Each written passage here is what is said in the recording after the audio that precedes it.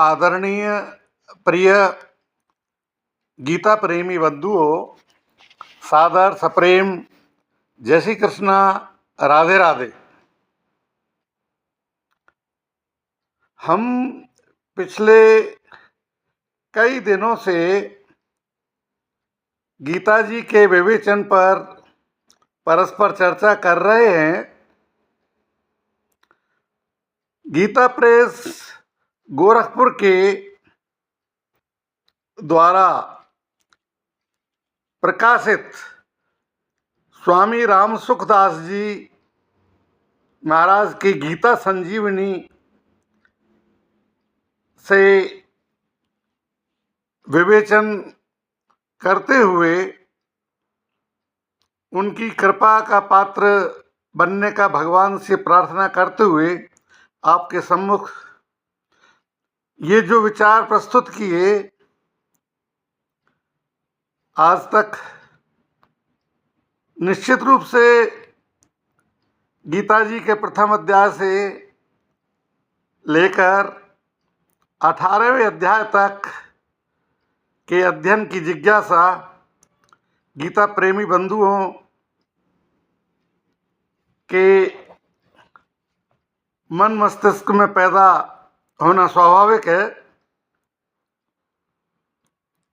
मैं आप सभी से निवेदन करूंगा कि अपने घर के पुस्तकालय में, लाइब्रेरी में स्वामी राम सुखदास जी सहित गीता जी के अन्य जो टीकाकार हैं उनकी पुस्तकें आप जरूर रखें ताकि नई पीढ़ी भी उसका लाभ ले सके। मैं आज गीता विवेचन से हटकर के एक अन्य चर्चा करना चाहता हूं, और वो है स्वामी राम सुखदास जी ने जो टीका की है उसमें सबसे पहले 12वें अध्याय की व्याख्या लिखवाई थी और इसको संवत 2030 में गीता का भक्ति योग के नाम से इसको प्रकाशित किया गया था। मैं प्रार्थना करता हूं आप सभी से कि 12वें अध्याय की व्याख्या गीता जी के भक्ति योग के नाम से है, उसको जरूर अपने घर के पुस्तकालय में मंगवाएं।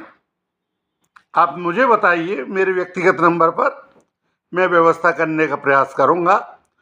मैं स्वयं भी इनको खरीदना चाहूंगा।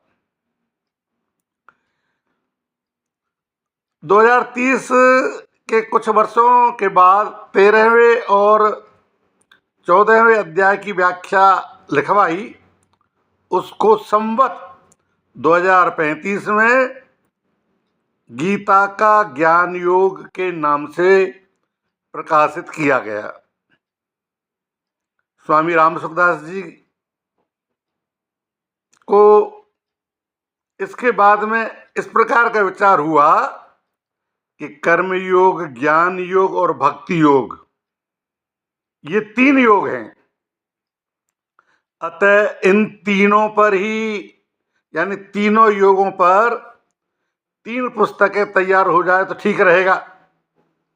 इस दृष्टि से पहले 12वें अध्याय की व्याख्या का संशोधन, परिवर्धन किया गया और उसके साथ 15वें अध्याय की व्याख्या को भी सम्मिलित करते हुए संवत 2039 में गीता जी का भक्ति योग द्वितीय संस्करण नाम से प्रकाशित किया गया।